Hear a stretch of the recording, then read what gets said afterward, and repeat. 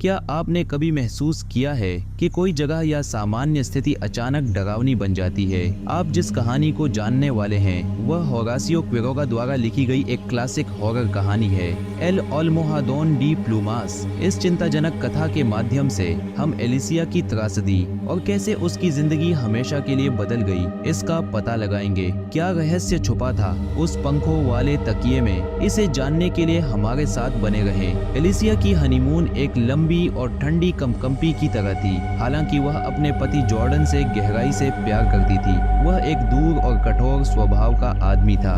Jordan की ठंडक Alicia की मीठी और शर्मीली प्रकृति के साथ विपरीत थी, जिससे उनके विवाह में एक मौन तनाव उत्पन्न हुआ। अपने प्यार के बावजूद एलिसिया कभी कभी तब कांप उठती थी जब वे एक साथ चलते थे, खासकर रात में। जॉर्डन भी उससे प्यार करता था, लेकिन कभी इसे खुलकर व्यक्त नहीं करता था। वे एक भव्य घर में रहते थे, लेकिन उसकी भव्यता भयावह थी। उसके सफेद आंगन, संगमरमर की मूर्तियों और चमकती ठंडी दीवारों के साथ जो हर कदम पर गूंजती थी।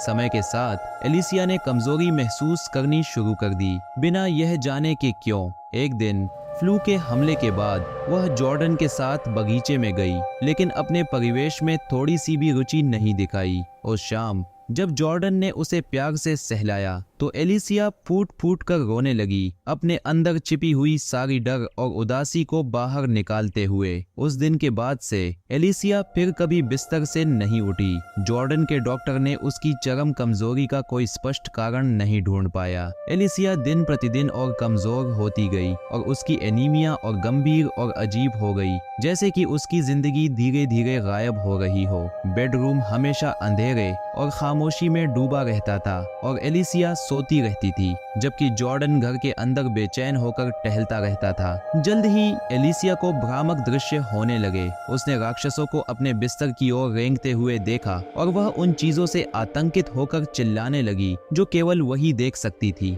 डॉक्टर उसकी कमजोरी को रोकने में असमर्थ थे और हालांकि उसकी बीमारी दिन के दौरान धीरे धीरे बढ़ रही थी, हर सुबह वह और भी अधिक पीली और कमजोर होती जा रही थी, जैसे कि रात में कुछ उसकी ऊर्जा को सोख रहा हो। जैसे जैसे एलिसिया की बीमारी बढ़ती गई, उसका डर भी बढ़ता गया। उसे महसूस होता था कि कुछ अदृश्य चीज उसके सोते समय उसके ऊपर चढ़ी हुई थी, जिससे उसे भारी और बिना ऊर्जा के महसूस होता था। उसकी भ्रामक दृश्य और भी तीव्र हो गए। उसने अपनी बिस्तर पर चढ़ते हुए भयावह जीवों को देखा। उसने होश खो दिया और अपने आखिरी दिनों में बिना रुके बड़बड़ाती रही, जबकि जॉर्डन निराश होकर घर के अंदर टहलता रहा। आखिरकार एलिसिया की मृत्यु हो गई। उसकी मृत्यु के बाद नौकरानी ने जब बिस्तर साफ किया तो उसने तकिए में कुछ अजीब देखा। करीब से देखने पर उसने गहरे धब्बों को देखा जो काटने के निशान जैसे लगते थे। जब उसने तकिए को उठाया